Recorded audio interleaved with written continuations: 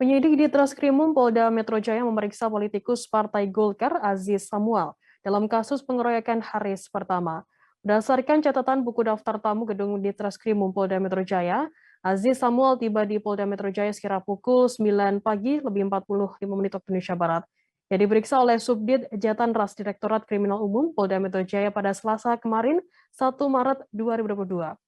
Untuk mengetahui informasi lebih lengkapnya terkait hasil pemeriksaan dari pihak kepolisian, kami sudah tersambung dengan jurnalis dari tribunnews.com ada Fandi Permana yang akan melaporkannya. Silakan rekan Fandi, laporan Anda. Baik, selamat siang Tribuners.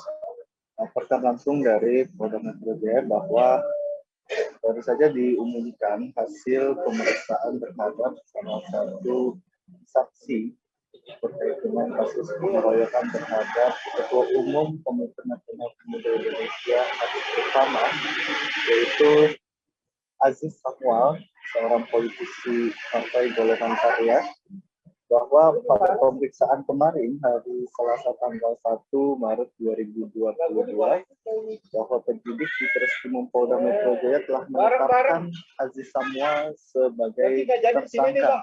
Pemeriksaan yang berlangsung selama lebih dari 12 jam itu dilakukan oleh penyidik di Treskrimum Polda Metro Jaya. Usai memeriksa Aziz sebagai saksi, penyidik langsung melakukan gelar perkara hingga kemudian Aziz ditetapkan sebagai tersangka karena diduga kuat terlibat dalam kasus pengeroyokan terhadap Haris pertama. Sebelumnya juga polisi telah menangkap 5 tersangka yang dilakukan pada pekan lalu, hari Senin tanggal atau hari Selasa tanggal 22 Februari 2022, di mana para tersangka itu terdiri dari 4 orang eksekutor berinisial S, J, T, I, dan H, dan ada 1 orang yang berperan sebagai atau memberi perintah terhadap para eksekutor untuk menganiaya Haris pertama. Menurut Direktur Reserse Kriminal Umum Polda Metro Jaya, Kombes Pol Tubagus Ade Hidayat, ditetapkannya Aziz Samuel sebagai tersangka ini berdasarkan 2 alat bukti yang dimiliki oleh penyidik. Di antaranya terdapat keterangan dari para saksi ataupun tersangka yang sudah diperiksa dan juga bukti dari rekaman CCTV yang ada di TKP penganiayaan, yaitu restoran Garuda Cikini, Jakarta Pusat. Aziz Samuel sendiri sudah ditetapkan sebagai tersangka dan langsung dilakukan pemeriksaan berita acara pemeriksaan atau BAP di hari ini, hari Rabu tanggal 2 Maret 2022. Tubagus juga menambahkan bahwa untuk motif ataupun peran masih didalami oleh penyidik hingga saat ini, sebab Aziz juga masih belum mengakui terkait dengan keterangan dari tersangka yang menyebutkan bahwa ia terlibat dalam kasus pengeroyokan terhadap Haris pertama. Diketahui juga bahwa diduga kuat Aziz Samuel ini berperan sebagai salah satu aktor intelektual dalam kasus pengeroyokan ini. Untuk itu, penyidik saat ini masih bekerja untuk menemukan peran ataupun juga potensi-potensi tersangka lain dalam kasus ini, sehingga semua pihak diminta untuk bersabar untuk menunggu perkembangan informasi terkait dengan kasus pengeroyokan Haris pertama.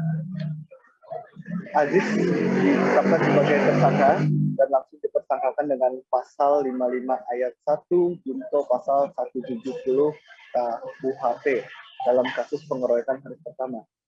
Diduga peran dari Aziz menyuruh para eksekutor untuk melakukan pengeroyokan sebagaimana dimaksud dalam pasal tersebut, yaitu ada 4 eksekutor yang sudah diamankan kepolisian. Diketahui bahwa eksekutor itu berinisial NS, JT, dan juga I dan H. Untuk NS dan JT sendiri dilakukan penangkapan pada Selasa pekan lalu, sementara untuk tersangka atas nama I atau Irfan dan juga H atau alias Harfi Diketahui kedua tersangka yang berperan sebagai eksekutor ini menyerahkan diri ke Polda Metro Jaya beberapa hari lalu. Sementara untuk pengembangan kasusnya sendiri, saat ini memang penyidik masih melakukan pemeriksaan lanjutan terhadap Aziz Samuel yang dikenal juga sebagai politisi Golkar untuk ditemukan apakah memang ada aktor-aktor intelektual lainnya ataupun juga motif-motif yang memperkuat bahwa dugaan pengeroyokan ini didasari oleh kepentingan internal KMPI ataupun ada motif-motif lain. Firda. Baik, terima kasih rekan jurnalis dari tribunnews.com, Fandi Permana atas laporannya mengenai update terkini penetapan tersangka dari Aziz Samuel yang ternyata ditetapkan tersangka karena diduga ia merupakan aktor intelektual dari kelima tersangka eksekutor.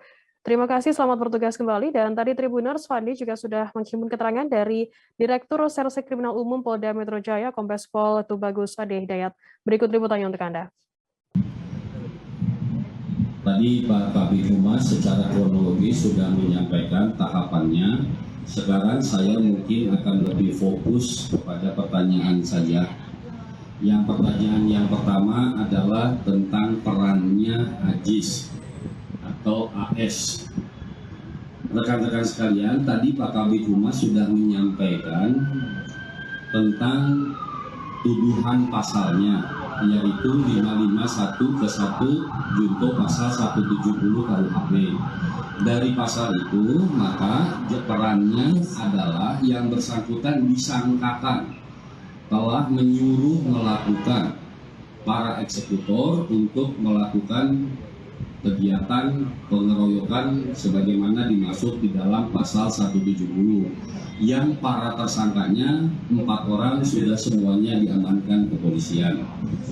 Kemudian pertanyaan yang kedua, apa alat buktinya?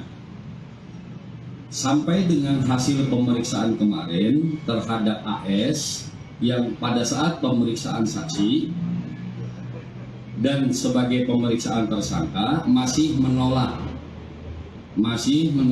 mengakui bahwa dia menyuruh melakukan.